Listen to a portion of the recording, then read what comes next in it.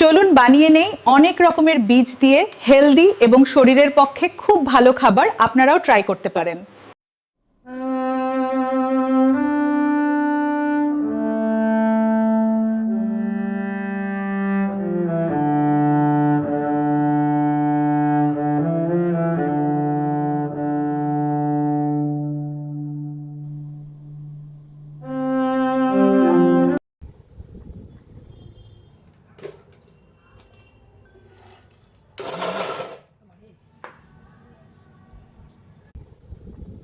নমস্কার বন্ধুরা, সবাই কেমন আছেন? আশা করি খুব ভালো আছেন। আপনাদের আশীর্বাদে আমিও খুব ভালো আছি। কাকুলির আরেকটি নতুন ব্লগে আপনাদের স্বাগত জানাই।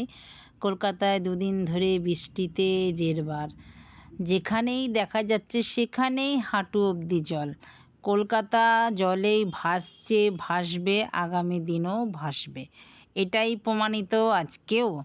তো চলুন আপনাদের বাগান দেখাই। বাগান দেখতে তো আপনাদের খুবই ভালো লাগে, তো বাগানের ভিডিও আপনাদের সাথে শেয়ার করি। বাগানে আজকে অনেক ফুল ফুটেছে, আর এত বৃষ্টি হচ্ছে, এই বৃষ্টির জন্য গাছগুলো যেন সতেজ সবুজে সবুজ হয়ে আছে বাগানটা। আর আমার বাগানের ফুল এতটাই ভালো লাগে আপনাদের, তার জন্যই আমি বারে বারে আপনাদের বাগান দেখাই। আপনারাও ভালোবাসেন বাগান দেখতে, আমিও বাগানের পরিচর্যা করতে তেমনি ভালোবাসি। অনেক ফুল ফুটেছে আজকে আমার বাগানে। নাকচাপা ফুলটাও এত ফুটেছে, আর নাকচাপা ফুল তো সবারই ভালো লাগে, এত সুন্দর লাগে, মানে থোকায় থোকায় ফুটেছে, খালি দেখুন। আর সারা সবুজে সবুজ।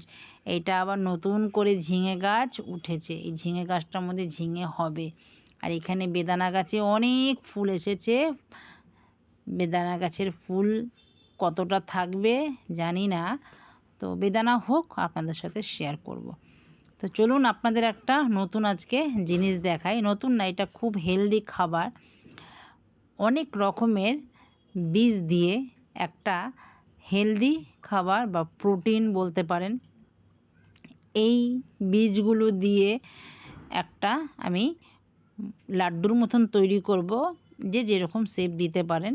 এটাকে প্রথমে সব নিয়ে নিয়েছি। চিয়া সিড, সিরজা সিড, বাদাম, কাজু বাদাম, আমন্ড, পামকিন সিড, তারপরে হচ্ছে ওয়াটারমেলন সিড, ফ্লেক্স সিড দিয়ে ভালো করে একটু ভেজে নিচ্ছি। এগুলো বাজারে আপনারা অ্যাভেলেবেল পেয়ে যাবেন। তো আমি সব 50 গ্রাম করে নিয়ে নিয়েছি এখানে। নিয়ে এবার একটু গ্যাসে ভেজে নিচ্ছি, হালকা একদম ভেজে নেব, রোস্টেড যাকে বলা হয় সেটাই করব। দিয়েছি একটুখানি খেজুর, যেহেতু মিষ্টি আমি গুড় দিলাম না, আপনারা গুড় চাইলে দিতে পারেন। চামচ বাটার দিলাম বা ঘিও দিতে পারেন। ভালো করে গন্ধ, বেশ সুন্দর গন্ধ না ওঠা অবধি ভেজে নিয়েছি।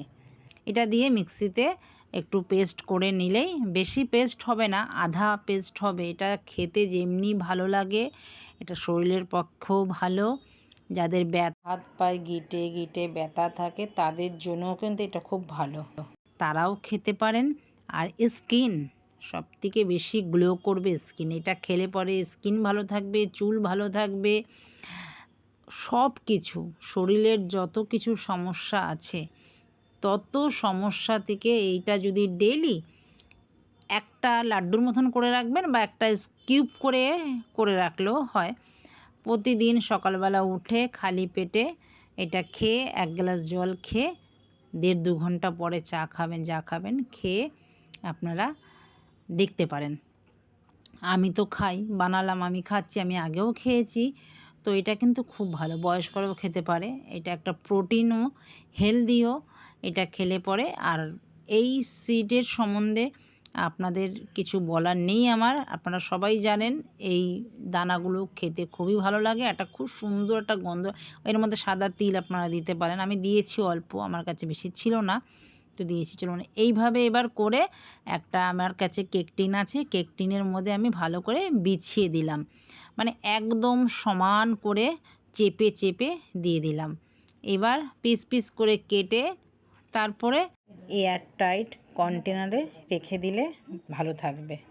আমি তো রেখে দেব, কাচের শিশিতেও রাখতে পারেন, ফ্রিজেও রাখতে পারেন, নর্মালও রাখতে পারেন। এইভাবেই রেখে খাবেন, দেখবেন টেস্ট আর টেস্ট। বাচ্চাদের জন্য তো একদম মানে রামবাণ ওষুধ যাকে বলে। বাচ্চারা এমনিও অনেক কিছু খেতে চায় না, তো এগুলো যদি খেতে পারে একটা অল্প করে ডেলি, তবে তাদের বয়স হলেও পরেও বাচ্চারা কোনো সমস্যায় ভুগবে না। তো চলুন এখন কেটে নিচ্ছি। হয়ে গেল বানাতে অতি সহজ, এর কোনো ঝামেলা নেই। আর এটা কোনো রান্নাবান্নাও কিছু না, এটা আপনাদের সাথে শেয়ার করলাম। যদি ভালো লাগে পাশে থাকবেন, লাইক কমেন্ট শেয়ার করে চ্যানেলটিকে সাবস্ক্রাইব করে। তো দেখা হচ্ছে আবার নতুন একটি ব্লগে, নতুন কিছু নিয়ে, নতুনভাবে। কাকুলি মানেই নতুন কিছু। তো এইভাবে করে আমি রেখে দিচ্ছি। খেতে এত যে টেস্টি হয়েছিল, না খেলে এর স্বাদ বুঝবেন না। তার জন্য খেতে হবে স্বাদ বুঝতে গেলে, আর গুণাগুণ বুঝতে গেলেও খেতে হবে। তো চলুন ভিডিওটা আমি এখানেই রাখি। দেখা হচ্ছে আবার নতুন একটি ব্লগে। সবাই ভালো থাকবেন, সুস্থ থাকবেন। নমস্কার, টাটা।